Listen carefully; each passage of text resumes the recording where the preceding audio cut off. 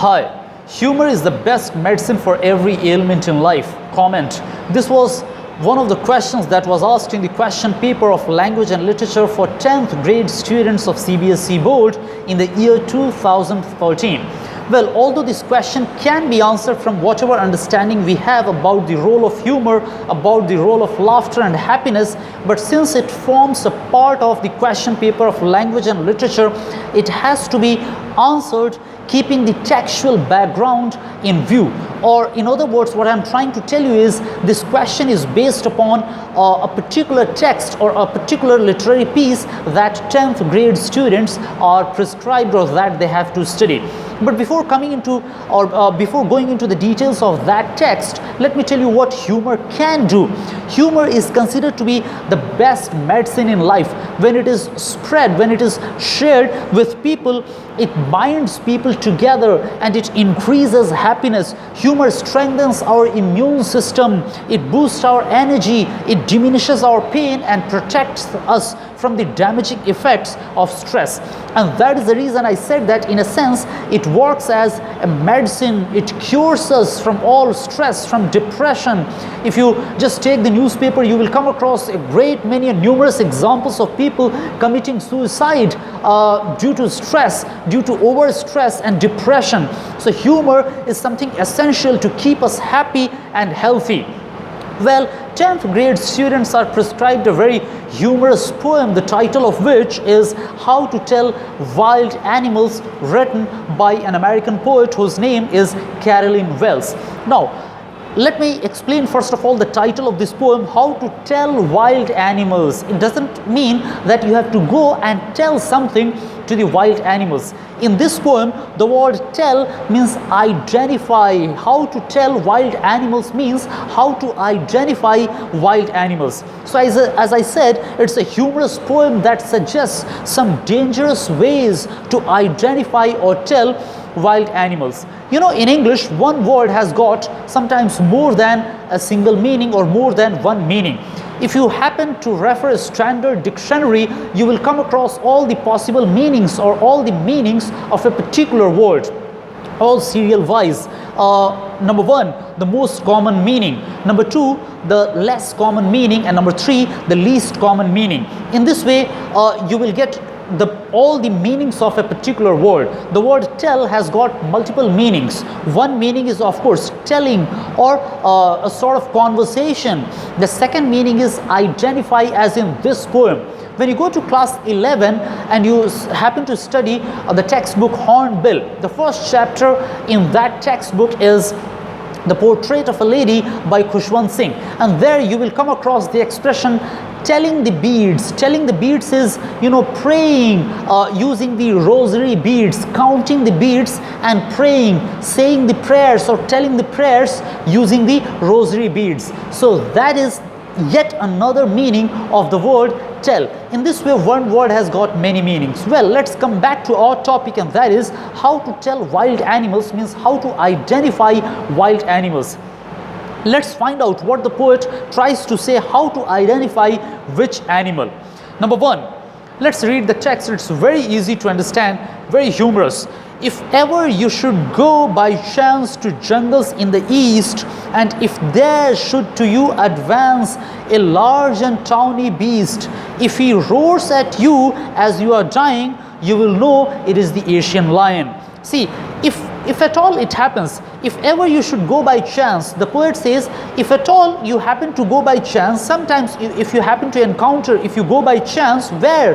To jungles in the east, to eastern jungles, and if there, that means if in those jungles, should to you advance means to come forward, to go or come, to move, to advance. So in that jungle, if something towards you advances, a large and tawny beast. Large, I'm sure you know the meaning of the word large. Tawny is orange brownish color or yellowish brown color. That is expressed by the term tawny. If you happen to see a large and tawny beast, if he roars at you as you are dying, you will definitely be scared, you will be terrified, but he keeps on roaring and roaring. You will know it is the Asian lion. So this is the way you can identify, oh, this is the Asian lion. But that doesn't mean that in reality you have to wait and see, oh, okay, he keeps on roaring and roaring as I'm afraid, as I fear, so that means it must be the Asian lion. If at all you happen to see, or if at all I happen to see, we will just take our way back and we will run away from his presence immediately. However, this is simply a humorous way of identifying which animal, and that is an Asian lion.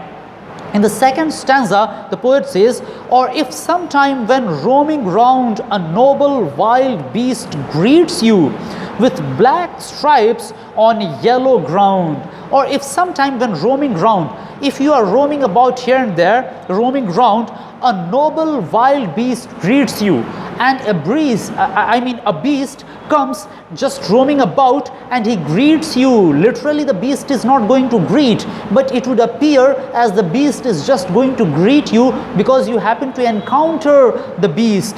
And how is the appearance of the beast? With black stripes. There are black stripes over his body on a yellow ground. Yellow ground means yellow background. That means on yellowish background, a striped body. Just notice if he eats you, if he comes and just attacks and eats you.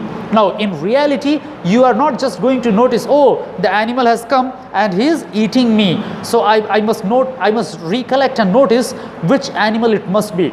But it's not going to happen so in practical life. But again, it is a humorous way. Just notice if he eats you. You just notice if the animal comes and pounces on you and attacks you. This simple rule may help you discern the help you learn the Bengal tiger to discern. This very simple rule, this easy rule will help you learn that which animal is this. This is the Bengal tiger.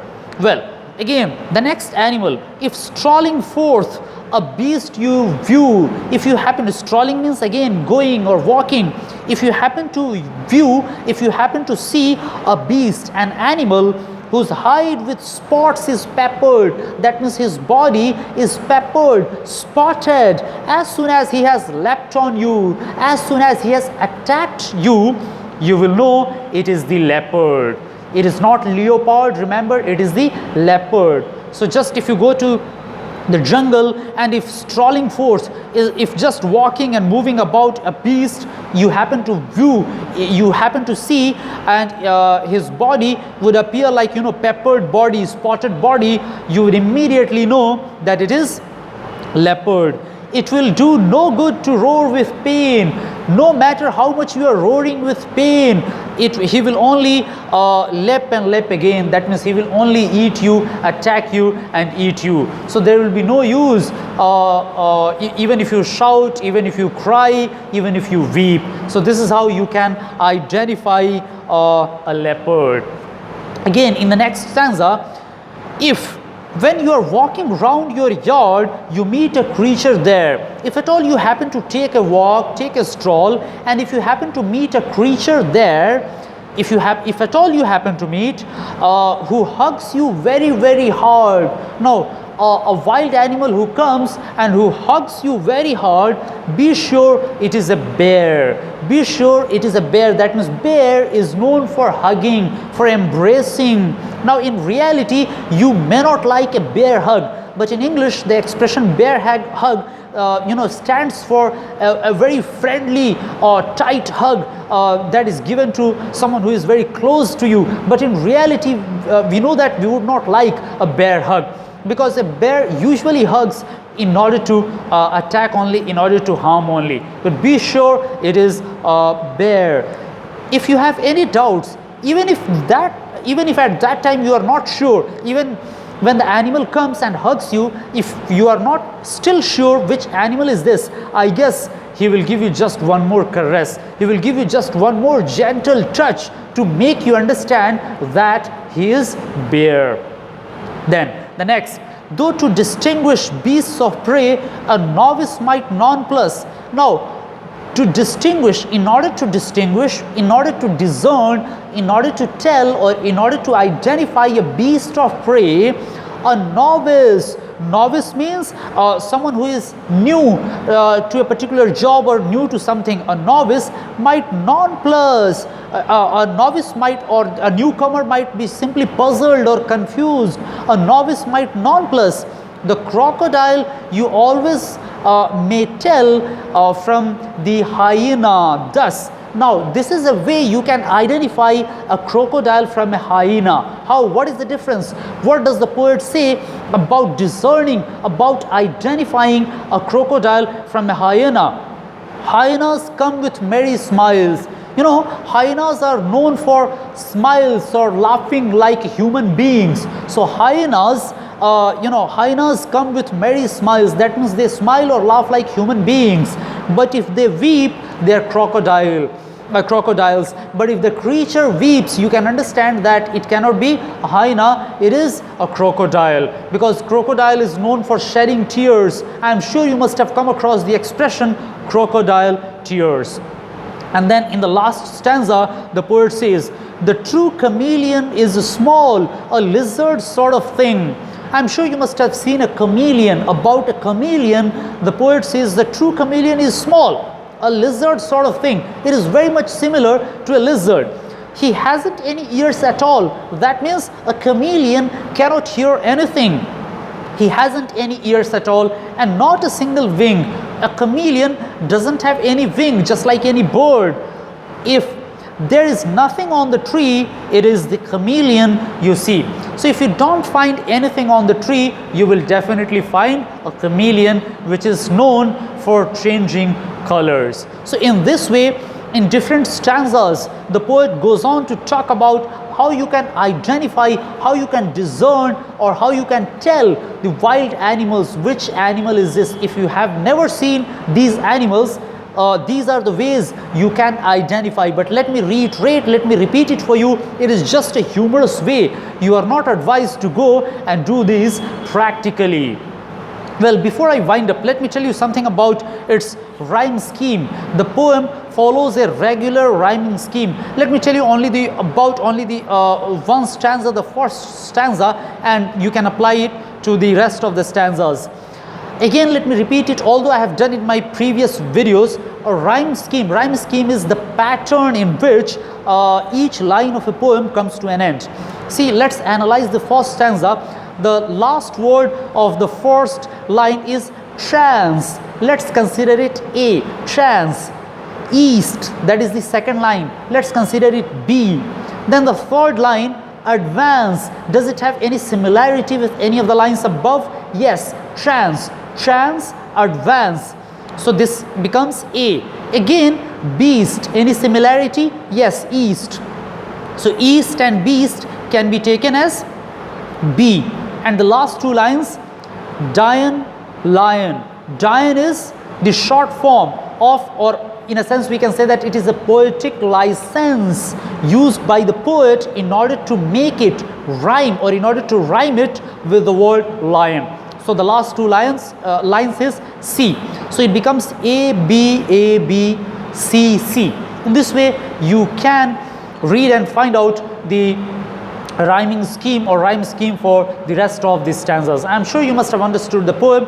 Yet if you have any question, feel free to ask me in the comment section. I'll be glad to answer your queries. Thanks for watching. Thank you very much.